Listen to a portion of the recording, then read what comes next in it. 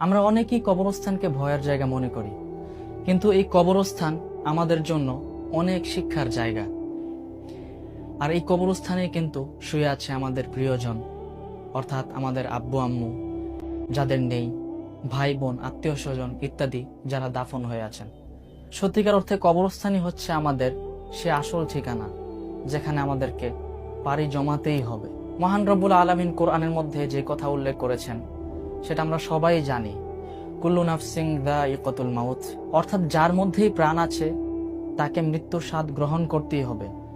এটা থেকে বেঁচে থাকার কোনো প্রশ্নই আসে না, কোনো সুযোগ নেই। রাসূল সাল্লাল্লাহু আলাইহি সাল্লামও কিন্তু বলেছেন যে তোমরা বেশি বেশি কবর জিয়ারত করো, কেননা এই কবর জিয়ারত করার মাধ্যমে তোমাকে আখিরাতের কথা স্মরণ করিয়ে দিবে। আল্লাহু আকবার। সুতরাং ভাইরা, আমরা অনেকেই কবরস্থানে যেতে ভয় পাই, বা আমরা ছোটকাল থেকে শুনে আসছি যে কবরস্থানে নাকি অনেক জিন থাকে, অনেক শয়তান থাকে, বা এটা অর্থাৎ এটা একটা ভয়ানক জায়গা। কিন্তু আসলে কি তাই? আমাদের যখন মৃত্যু হয়ে যাবে তখন তো আমাদের সেখানেই চিরস্থায়ী আমাদেরকে দাফন দিয়ে আসা হবে।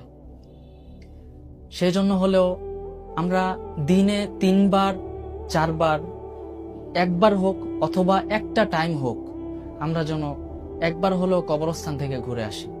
শুধু ঘুরে আসলে হবে না, কবরবাসীর জন্য দোয়া করতে হবে, এবং নিজে কখন মৃত্যুবরণ করব সেই চিন্তা ফিকির আমাদেরকে লালন করতে হবে। আর সেজন্য হলেও আমাদেরকে এই দুনিয়ার মধ্যে আল্লাহ তাআলাকে স্মরণ করতে হবে, আর ভালো ভালো কাজ করে যেতে হবে, যেন মৃত্যুর পর আল্লাহ তাআলার কাছে অন্তত কিছু হলেও প্রশ্নের জবাব দিতে পারি। আল্লাহ তাআলা আমাদেরকে বেশি বেশি কবরস্থানে যাওয়ার এবং নিজের মৃত্যুর কথা স্মরণ করে যেন ইবাদতে মগ্ন হতে পারি, সেই তৌফিক দান করুন। আমিন।